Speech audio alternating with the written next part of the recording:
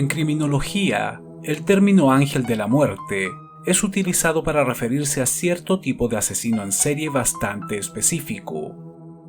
Se trata de doctores, enfermeros y enfermeras que matan por placer, capricho o una necesidad obsesiva por controlar la vida y la muerte, aprovechándose de la confianza de sus pacientes y su condición como pseudo profesionales de la salud.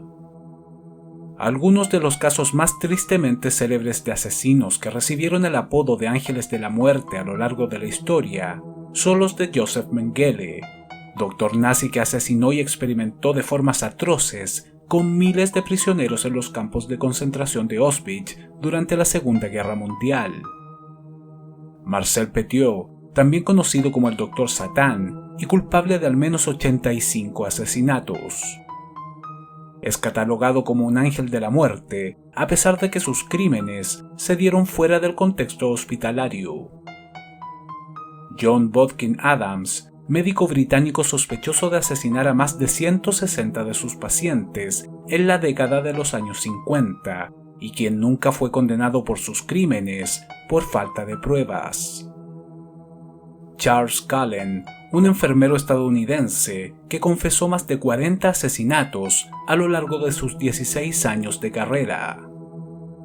Stefan Letter, enfermero alemán acusado de haber asesinado a 29 de sus pacientes. Harold Shipman, posiblemente uno de los más afamados doctores asesinos y que podría ser responsable de más de 200 muertes en el Reino Unido.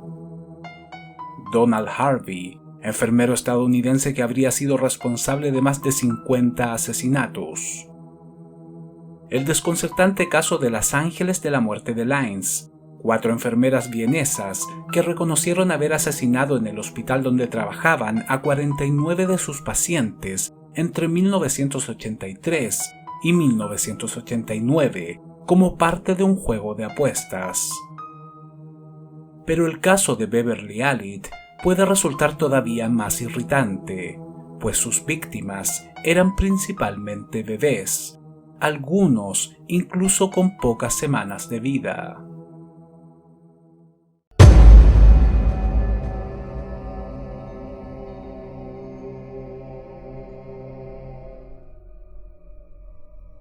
El 21 de febrero de 1991, una lamentable situación conmovió a todo el equipo médico de la unidad pediátrica del centro hospitalario de Grantham, en Lincolnshire, Inglaterra. Liam Taylor, un bebé de solo 7 semanas, murió por una falla respiratoria.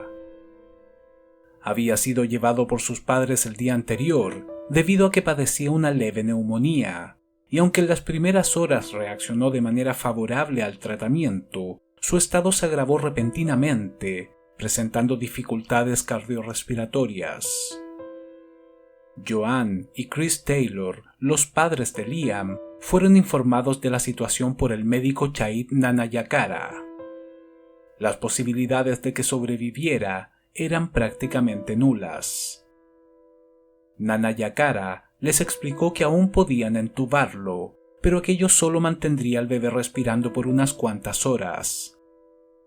Tanto Joanne como Chris, visiblemente afectados, tomaron la difícil decisión de dejarlo morir y evitarle más sufrimiento. La neumonía es una enfermedad grave si no es tratada a tiempo, y aunque su tasa de mortalidad en un adulto promedio no es extremadamente alta, puede resultar mortal, sobre todo en personas de tercera edad y en los menores de 5 años. En la sala 4 del centro hospitalario de Grantham, todos lamentaron la abrupta muerte del pequeño Liam.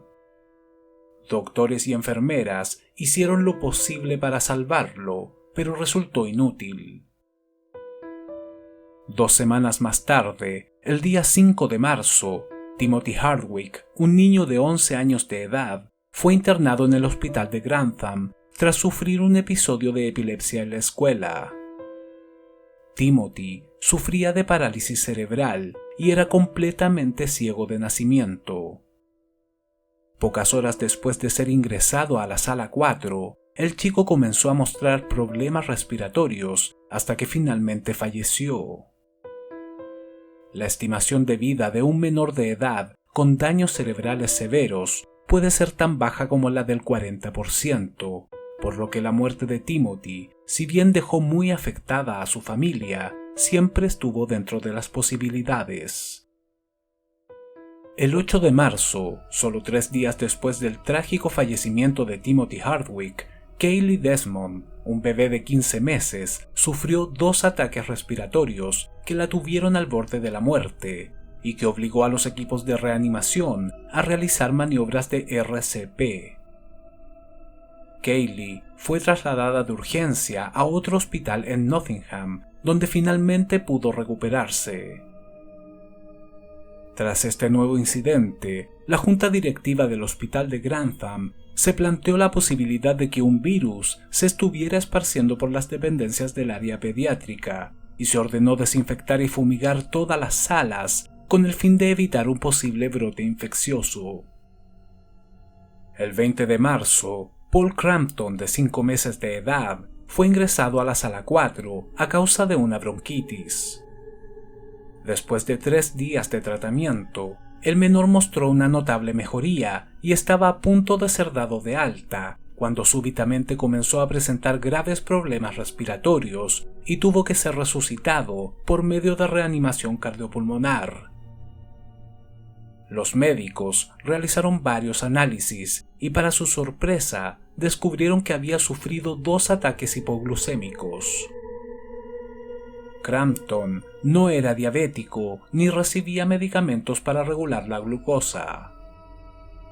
Cuando fue evaluado durante su ingreso al hospital el día 20 de marzo, tampoco presentaba ningún otro síntoma de que algo así podría ocurrir.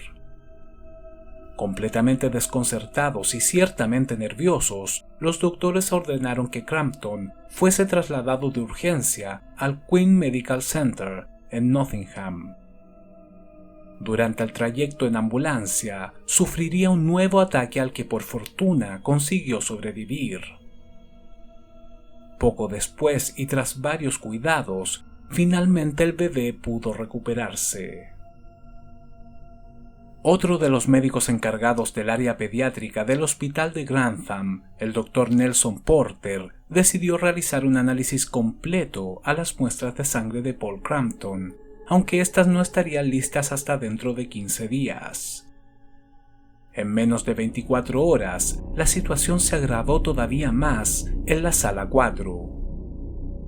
El 21 de marzo, Bradley Gibson, de 5 años, y Jik-Hun Chang, de 2, estuvieron al borde de la muerte antes de ser reanimados por el personal médico y enviados de urgencia al Queen Medical Center en Nottingham. Gibson había sido ingresado por una neumonía, mientras que Hun Chan se había fracturado el cráneo al caer de un árbol. Ambos comenzaron a mostrar problemas cardíacos justamente cuando fueron hospitalizados en Grantham. El 1 de abril, una bebé de 2 meses llamada Becky Phillips fue ingresada en la sala 4, aquejada de una gastroenteritis. Tras 2 días de tratamiento, fue dada de alta y sus padres la llevaron a casa. Sin embargo, fallecería esa misma noche.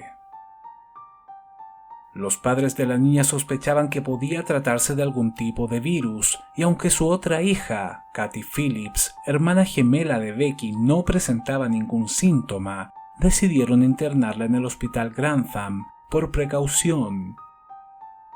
Pero los peores temores de la familia Phillips se hicieron realidad. La menor tuvo que ser reanimada en 2 ocasiones por problemas cardiorrespiratorios. La situación se tornó tan dramática que finalmente fue derivada al hospital de Nottingham, en donde pudieron estabilizarla. Y aunque Katy sobrevivió, sufrió un daño cerebral irreversible que le paralizó parte del cuerpo, la dejó sorda y parcialmente ciega. La desazón entre el equipo médico del ala pediátrica de Grantham era evidente. De alguna u otra forma, todos se sentían responsables de lo que estaba ocurriendo. Al año, el hospital de Nottingham, del cual dependían, recibía 2 o 3 casos de niños que presentaban algún tipo de cuadro clínico complejo y que ellos se encargaban de derivar. Sin embargo, en menos de 2 meses, esa cantidad se había duplicado. Además, 3 de sus pacientes habían muerto de forma súbita.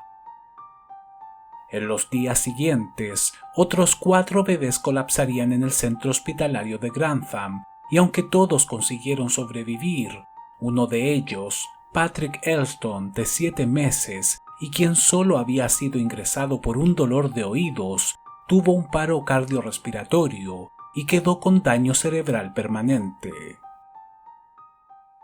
Los doctores Chait Nanayakara y Nelson Porter decidieron redactar una carta avisando de la angustiante situación a la directiva del hospital.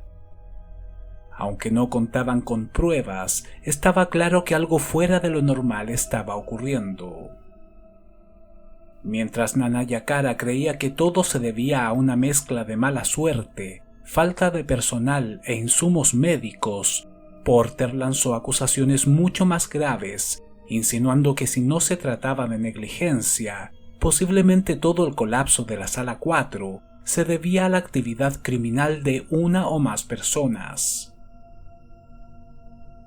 Poco después, otra carta sería enviada a la dirección del hospital de Grantham, esta vez escrita por los especialistas del Queen Medical Center de Nottingham, que tampoco habían pasado por alto los preocupantes incidentes. El 22 de abril, otro bebé fallecería en el ala pediátrica del hospital de Grantham.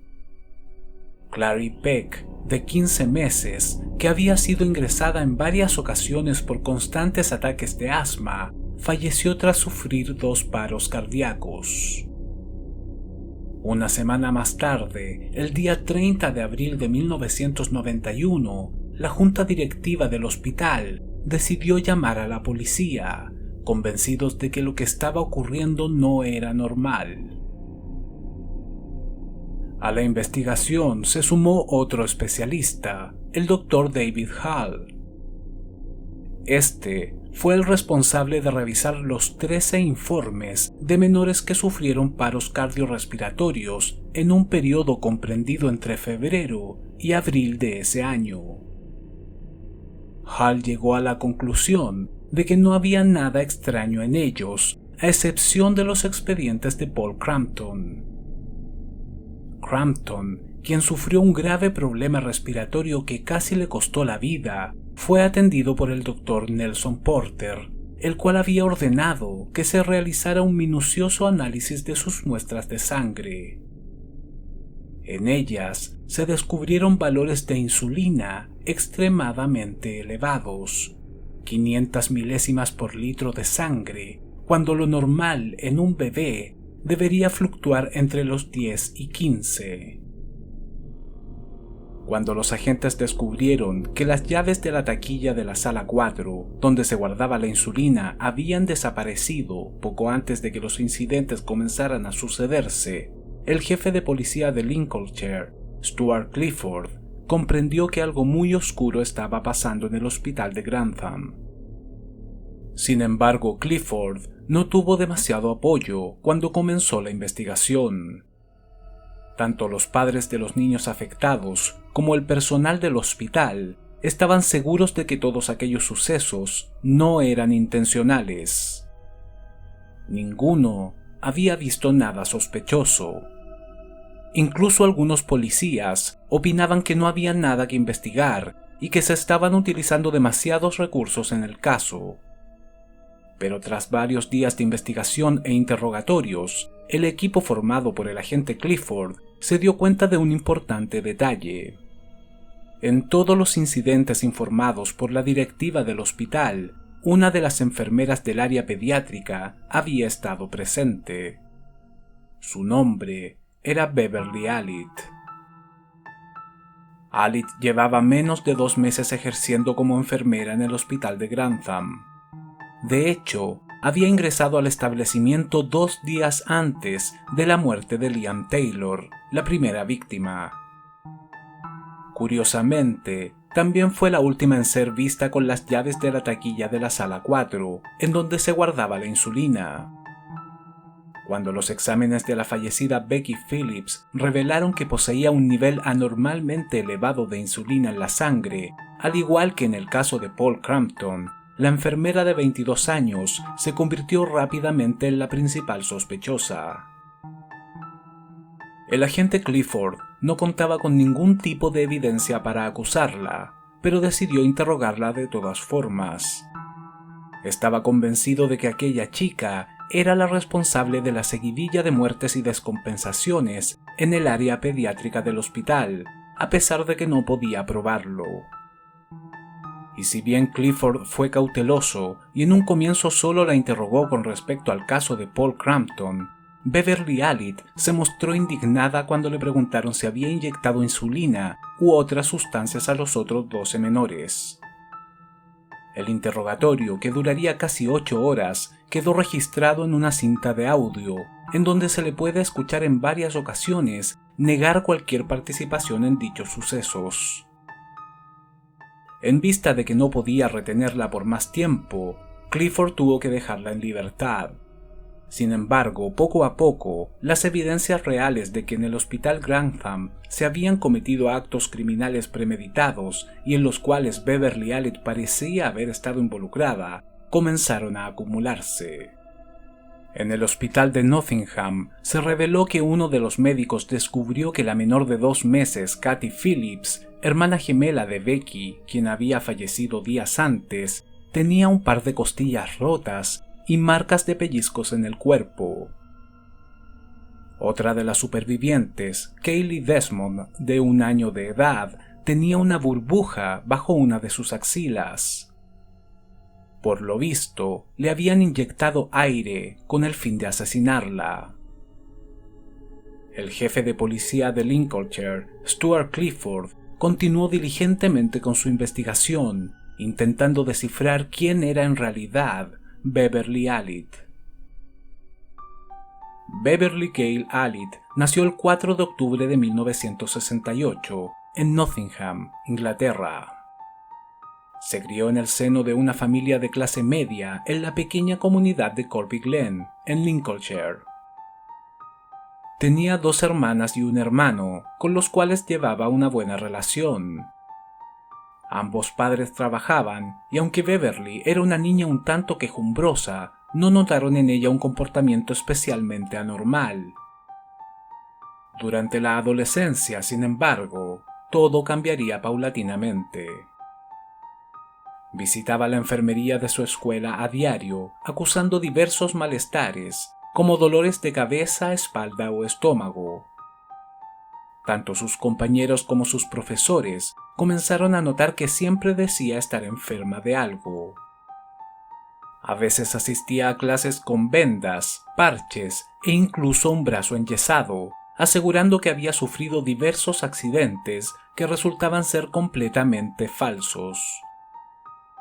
Todas las semanas parecía ocurrirle algo diferente, desde torcerse un tobillo hasta ser atropellada o caer de un caballo. En un principio, todos se compadecían de su mala suerte e incluso la elogiaban por su aparente valentía ante la adversidad, pero con el tiempo resultó evidente que era una mentirosa patológica y comenzaron a ignorarla.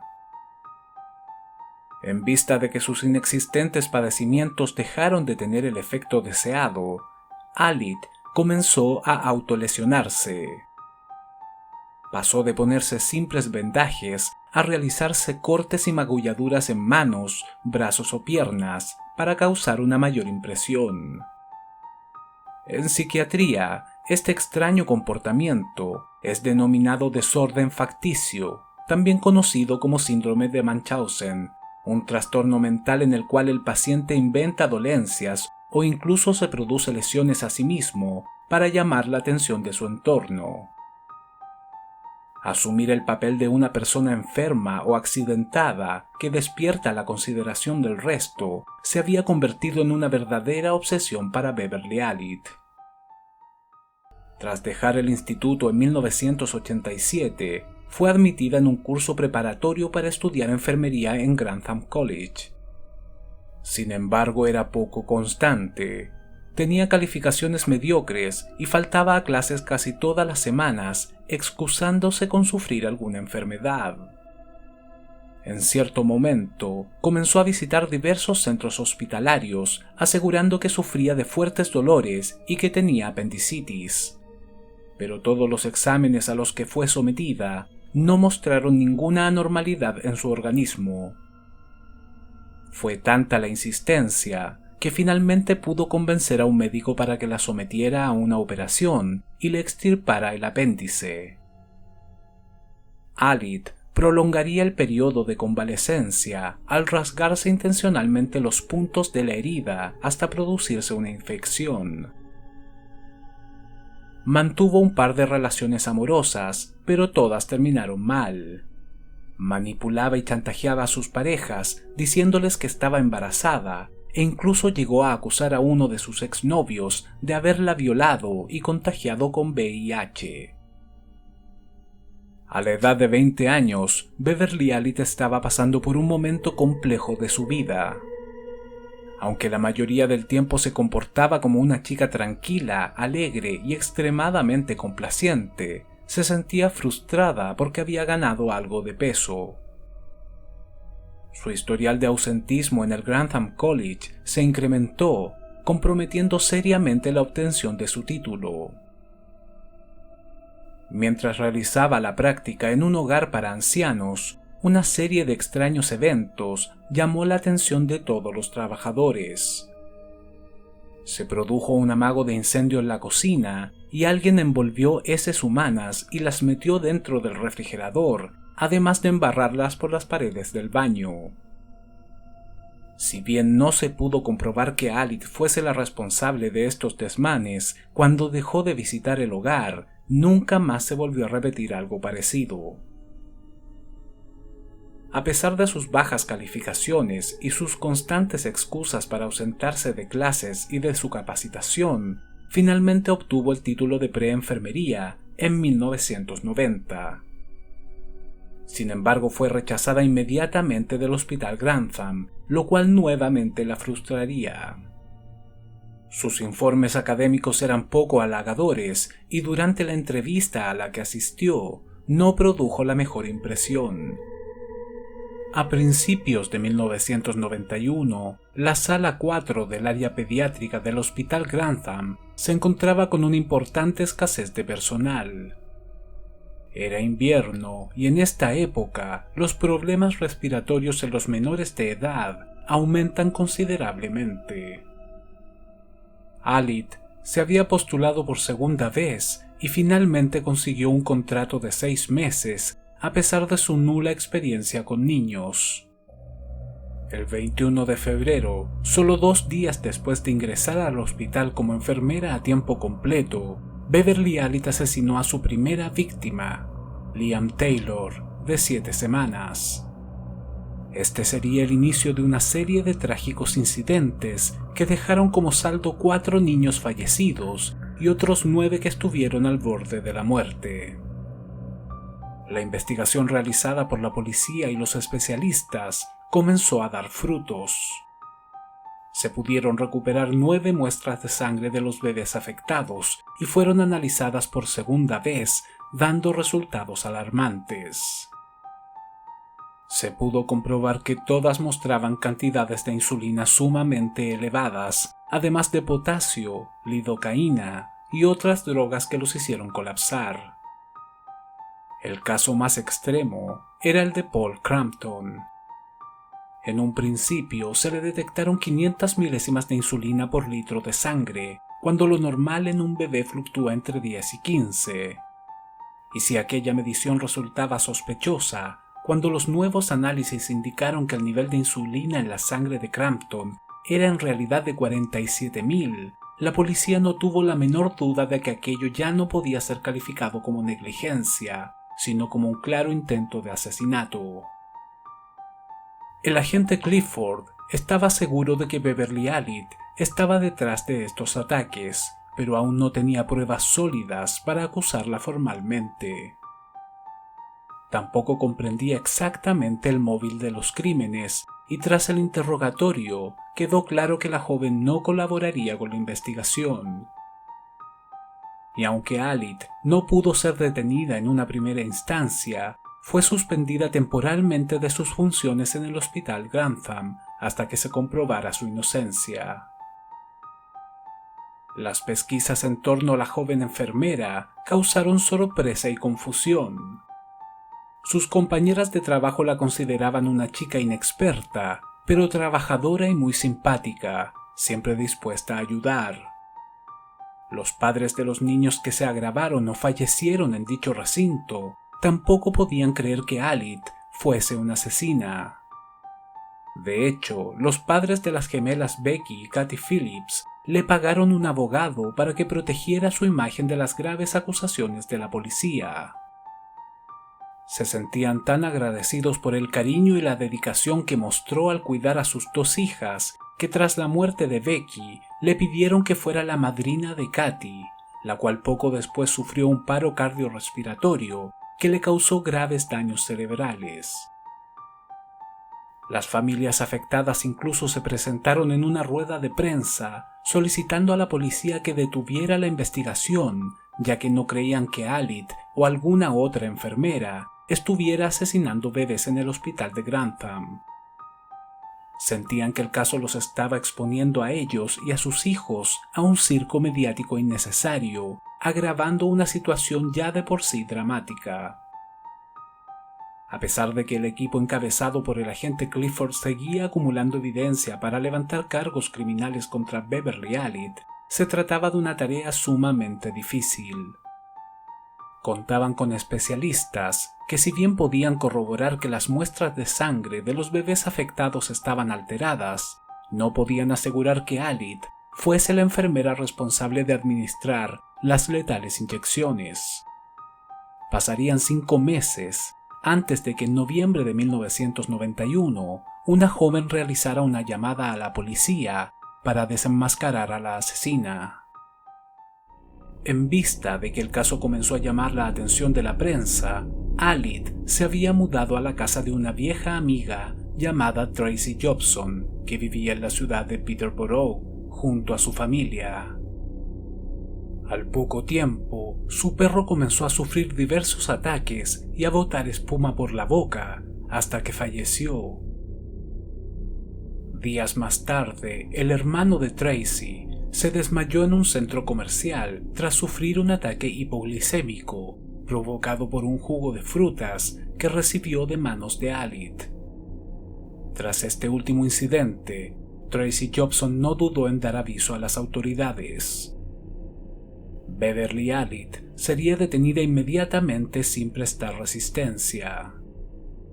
De hecho, varios camarógrafos pudieron conseguir imágenes en donde se le podía ver sonriente y emocionada al convertirse en el centro de la atención mediática.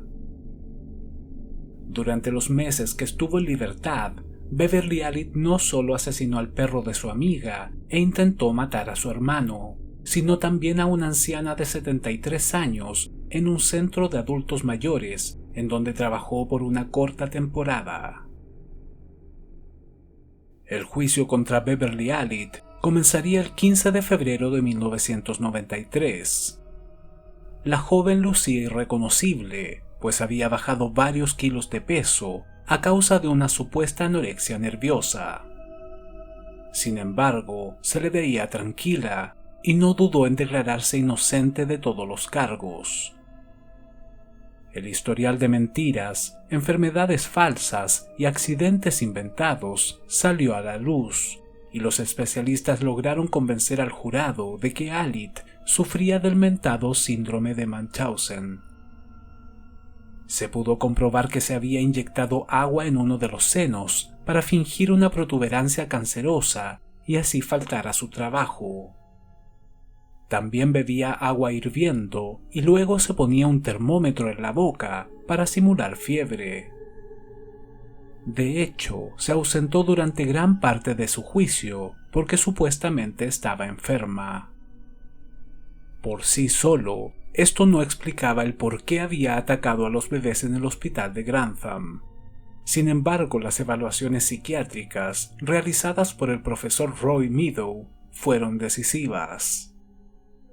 Este concluyó que Alit no solo presentaba rasgos compulsivos, psicopáticos y el síndrome de Munchausen, sino una variante de este, el síndrome de Munchausen by proxy o por poder. Esta es una enfermedad mental en la cual una persona inventa síntomas falsos o provoca síntomas reales a otro individuo. Al mismo tiempo, trata de demostrar en su entorno que se preocupa de él y le cuida, cuando en realidad solo busca aceptación y convertirse en el centro de atención.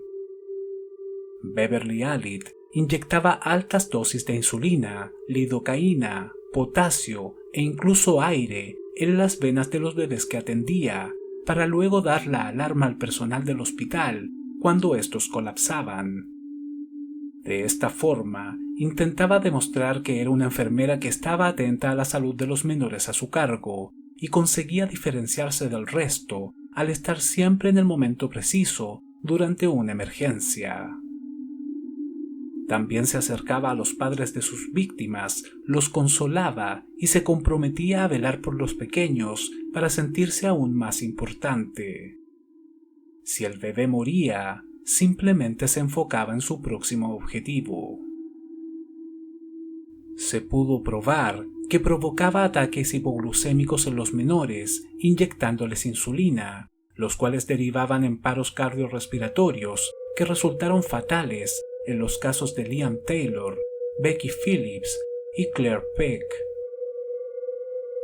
Timothy Hardwick habría fallecido al ser sofocado con la funda de una almohada. Kathy Phillips, la gemela de Becky, sobrevivió a los ataques, pero la falta de oxígeno le produjo parálisis cerebral, además de dejarla sorda y ciega. Cuando fue examinada en el hospital de Nottingham, se descubrió que tenía marcas de pellizcos y 5 costillas rotas. Es probable que Beverly Alit intentara aplastarla, lo que además suma un componente de sadismo a su comportamiento. Alit incluso tuvo el descaro y la sangre fría de posar con la pequeña Kathy para unas fotografías cuando la familia le ofreció ser su madrina. Al ser aceptada en el hospital de Grantham como enfermera de tiempo completo, se dio cuenta que tenía a su disposición bebés indefensos y no tardó en ejercer ese poder para glorificarse a sí misma como una profesional servicial y competente, cuando en realidad era ella la que atentaba contra sus vidas. Finalmente, el 28 de mayo de 1993, fue encontrada culpable de los 13 cargos y condenada a 13 cadenas perpetuas en el Hospital Psiquiátrico de Rampton, en Nottinghamshire, debido a que se le consideró una persona mentalmente inestable. La joven ni siquiera se inmutó tras escuchar la sentencia. De hecho, muchas veces se le vio sonriente ante las cámaras. Beverly Alit se transformó rápidamente en una de las asesinas seriales más abominables de toda Inglaterra. Todos sus actos eran simplemente para saciar su ego y sed de protagonismo. Y aunque eventualmente reconocería por escrito haber sido la responsable de los ataques, exceptuando el asesinato de Becky Phillips, nunca se disculpó ni mostró el más mínimo arrepentimiento. El hecho de que fuese enviada a un hospital psiquiátrico trajo consigo varias controversias. La Ley de Salud Mental de Gran Bretaña procura que las personas encerradas en estos centros cuenten con varias comodidades que los alejan bastante de una estancia en prisión. También existe la posibilidad de que Beverly Alit consiga la libertad en el año 2022, a la edad de 54 años, tras haber cumplido una condena mínima de 30. Las consecuencias de los actos perversos de Alit fueron devastadores no solo para las víctimas y sus familiares. Los doctores Porter y Nanayakara fueron despedidos, al igual que todo el personal de la Sala 4. El ala pediátrica del hospital de Grantham fue desmantelada y clausurada, y la imagen del centro médico fue destrozada por los medios de comunicación. Al mismo tiempo, se implantaron una serie de regulaciones en el sistema público de salud para garantizar la integridad de los pacientes. Nadie en toda Inglaterra quería que algo similar se volviera a repetir, y sin embargo, ocurrió. En 1998, a tan solo 5 años del polémico juicio contra Beverly Allitt, el Dr. Harold Chipman conmocionó al mundo tras ser acusado de 217 asesinatos. Los psicópatas suelen buscar empleos que les permiten ejercer autoridad sobre el resto de las personas. Al convertirse en un doctor o una enfermera, por ejemplo, pueden aprovecharse fácilmente de la confianza de sus pacientes y utilizar sus conocimientos médicos para matar sin dejar demasiadas evidencias. En el caso de Beverly Allitt, su necesidad patológica por llamar la atención la llevó a cometer actos cobardes y horrendos. Ni siquiera cuando fue considerada la principal sospechosa de los ataques en el hospital Grantham pudo contenerse.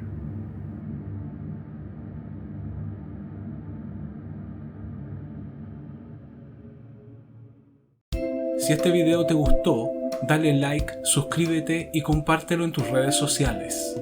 Esto me ayudaría mucho para seguir subiendo este tipo de contenido. Recuerda hacer clic en la campanita para recibir un mensaje cada vez que suba un nuevo video. En la descripción te dejo el link a mi blog sobre criminología y también el link para comprar mi libro Monstruos Humanos, un tomo de 430 páginas en donde ahondo en el tema de los asesinos seriales. Mi nombre es Álvaro y este es el canal del crimen.